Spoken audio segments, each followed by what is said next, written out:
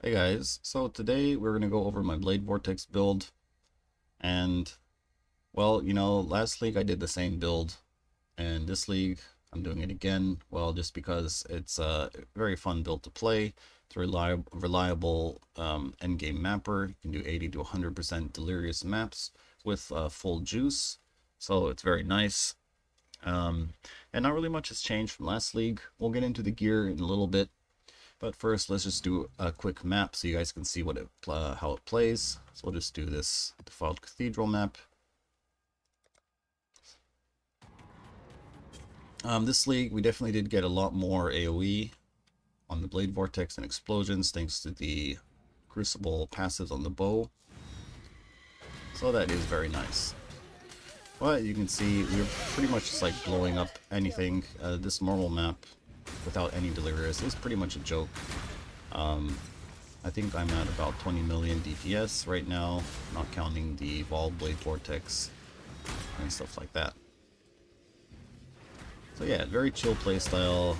It looks really nice when you like pop the whole screen. And it is pretty much exactly the same in the Delirious maps. We have enough damage to actually do exactly what we're doing in this normal map in the Delirious maps. So it's very nice.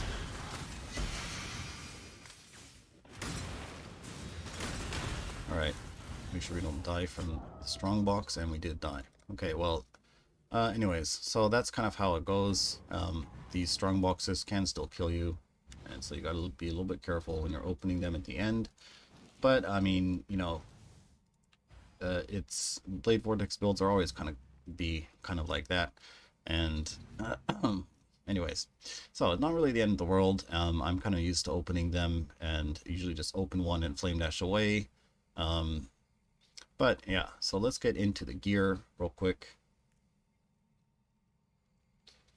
Alright, so the bow is, the craft isn't really that much to go over, so let's go over the Crucible passives. We have the +1 dex, got 100 crit multi, got some area of effect which we killed recently, and we got the increased area of effect thing here. So this bow is pretty easy to make. I made it in under an hour, I think, and I do have a video on how I made it, so you can go check that out if you want to make something similar. And let's go over the helmet. Helmet's pretty standard. Blade Vortex helmet. Had an open suffix, so I've crafted on the increased rarity of items dropped by slaying or rare or unique enemies. We are trying to get a little bit of magic find and rarity. We can see here, maybe it will show up. So increased rarity, 166%. That's not counting this, by the way, so we're at about like what, 200, maybe 200, 210 rarity or so. So not the best, but it still does add up, and we will see more items definitely with this little bit of quantity and rarity that we have. So you see quantity is at 30%. This is from the Gold Worm and the Ventur's Gamble. All right. So the chest, I made this chest myself, turned out very well, I think. So we've got the elevated explode and the elevated aura effect, and it did actually roll this T1 fire res, which was pretty nice. And I did exalt, it had two open prefixes, so what I did was I exalted on the hybrid life. I blocked mana, and I was hoping to actually get a flat life roll, but didn't end up getting the hybrid life, and so I crafted on the percent life, percent mana. So overall, very happy with this chest. Did turn out very nice. Actually, it was my first time crafting one of these, and yeah, it was pretty fun. I failed the elevated explode 2 times, I think. Yeah, so it was a little bit painful, but yeah. It definitely was cheaper to make this than if you were to go and buy a chest like this with a double elevated, and then this fire res and the life that you get on this. This could be quite expensive, and yeah, of course you could get unlucky and make a completely trash item when you do your when you combine the items. But so it's kind of a gamble, but this time it turned out pretty good. All right, so for the amulet, going for Ashes of the Stars. This is the amulet my armor stacker used. I did have to change the enchant back to Charisma. And yeah, so it's the amulet. And for the quiver, we're using Asphyxia's Wrath. This is a very nice bow because it gives us a lot of Fizz's extra chaos, or I mean cold. You see we have 20 from the explicit mods and then another 12 from the corruption, so it's a total of 32% Fizz's extra cold, which is pretty nice. And Venter's Gamble. It's an okay item. I think I paid maybe like 2 or 3 divines for it. So it's got some nice quant, some rarity, and then it has a lot of nice cold and lightning resist, which I want because I'm farming the Eater of Worlds. And the downside for his altars is that you get minus cold and lightning resistance. Let me just go D&D real quick, guys. Don't bother you with all the pings. So yeah, I want to get a lot more cold and lightning than I do fire. You can see I've overcapped quite a bit, so I can take, you know, any of these altars, and then also maybe if the map has, you know, elemental weakness, curse, or something like that, I'll be able to take care of it with my overcap resists. And this build can take every single altar mod that pops up. There isn't any mod that'll brick the build in any way, so you're pretty safe just, you know, clicking away. Just make sure you don't, you know, misclick the divine altar mod. But yeah. All right, so for the boots, these boots, I wanted to have a level 21 haste corruption, and this is the first one I found. It had the +2 Dislocated Aura gems and the haste skill, and now that I'm thinking about it, the +2 aura is actually kind of useless because we'll get into that when we go over the links. But if you don't know, if you have a item or a gem that's granted by a corruption or something like that on an item, you can sock it in supports and that'll work for the item. So my haste is actually supported by these 3 items here. You can see we've got the Divine Blessing support. We also have increased duration and inspiration. So we're actually able to get a Divine Blessing going on the build. Costing 0 mana thanks to these supports, the Divergent Inspiration, and my Flask that has a 25% reduced mana cost of skills, and I'm getting the rest I need from my Timeless Jewel. That's giving me 1% reduced mana cost of skills per 10 devotion, and I have, how much do we have? 135, so it's 13% from the Timeless Jewel. So I'm not really sure if haste is the best option, but other than that, I think maybe I could run Grace or maybe Purity of Elements if I need more defense, but I don't really think I do, so I'm going with haste so I can get around the map faster and stuff like that. When I'm ready. Okay, so after that, the ring here, I crafted this ring. It's not really a good craft, I think, but it gets the job done. I only need it for the Frostbite on hit, and then the strength and dex for my gem requirements. You can see we do need quite a bit of dex, 170 for the mostly for the Blade Vortex and probably haste or hatred and stuff like that. So yeah, this ring gets the job done, and there's not really else any other stats I probably would want on the ring. I guess that's why I used the crit multi essence when I crafted it. Alright, gloves. I made this as well. I bought on trade a pair of gloves that had the fizz converted to cold and maybe an open prefix, and so I exalt slammed the lightning resist, which is pretty nice, and then I just did Eldritch Chaos to get a good life roll, so that turned out pretty nice.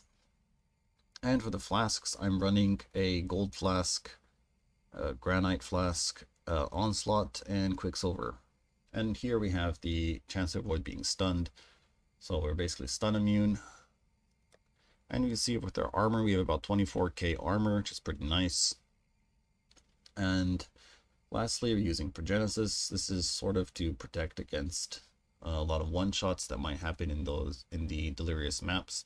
Can get pretty crazy, and this flask really does work over time to keep us alive. All right, so that is pretty much the gear. Let's go over the talent tree. Skill tree didn't really change that much. Actually, this league, except I am taking the mana mastery for the reservation. Allowed me to drop 2 points over here. And then I also, this time, I opted in to go for this recovery cluster over here instead of going down and getting the extra life. I think maybe I could get a little bit more life, might feel a bit better, but I wanted to have this surge of vigor because, like, say when you're opening strong boxes, recovery can be sort of a problem. Or say if there's like burning ground and you're like running to the strong box and the burning ground is like slowly killing you, and um, we really don't have any life regen. You can see you have 40 life regen, and then I guess when this thing procs, it goes up to like 500.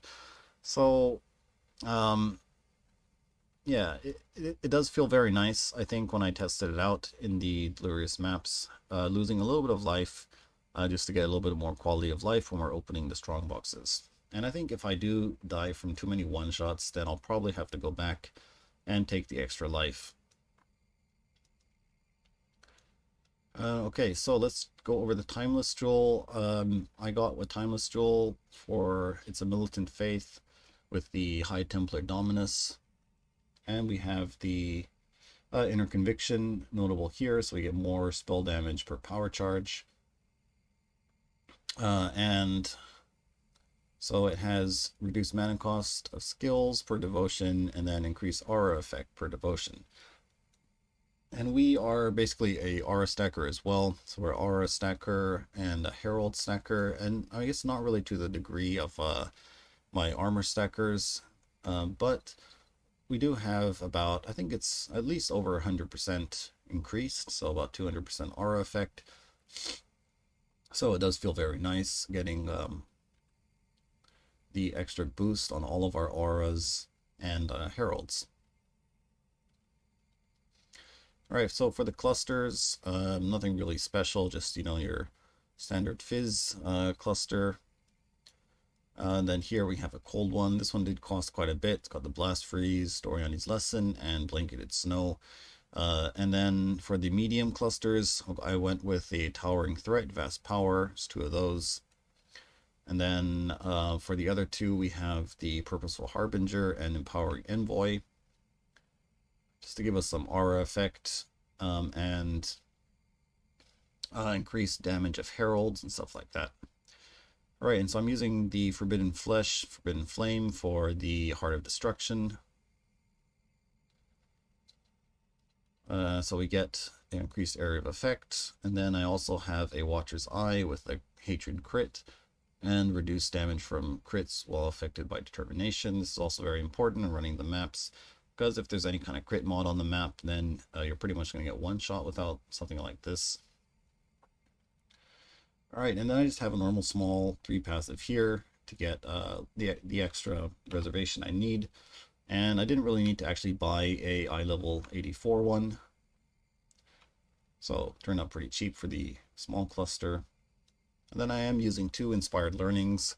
So I got one with the Corrupted Blood, and then I got one with 2% reservation efficiency. A lot of people actually like to put a inspired learning here, but I don't know. I don't know where you would put the other inspired learning. Oh no, they like to put the unnatural instinct here. So I think just running one of these inspired learnings isn't really worth it. You don't even really notice the effect when you have one, and so you need at least 2 for it to sort of feel good. So even though the unnatural instinct is very nice, there's some really nice notes here, like the, you know, gain life, an energy shield per enemy killed. This actually used to be chaos resistance, which is why this area was really nice, but now that it's this like recoup kind of stuff, it doesn't really seem worth it. All right, so that's pretty much it for the tree. Let's go over the ascendancy. We got Profane Bloom, obviously, and then Void Beacon, Frigid Wake, and Forbidden Power. Now, I'm not really taking this extra curse node here because honestly, you don't really need it. And I prefer to have the extra clear we get from Profane Bloom. It does actually sound a lot better too. So that's going to be it for the gear and build overview. And I will be doing the Delirious maps. See here, I actually basically finished getting ready. I just got to buy the Delirium orbs and a few extra scarabs, and we're good to go. And I'll probably be doing this live on Twitch. So if you're interested in seeing how that goes, drop in and take a look. All right, but that's going to be it for this video. I'll put the POB in the description if you want to check that out. And thanks for watching, guys, and I'll see you next time.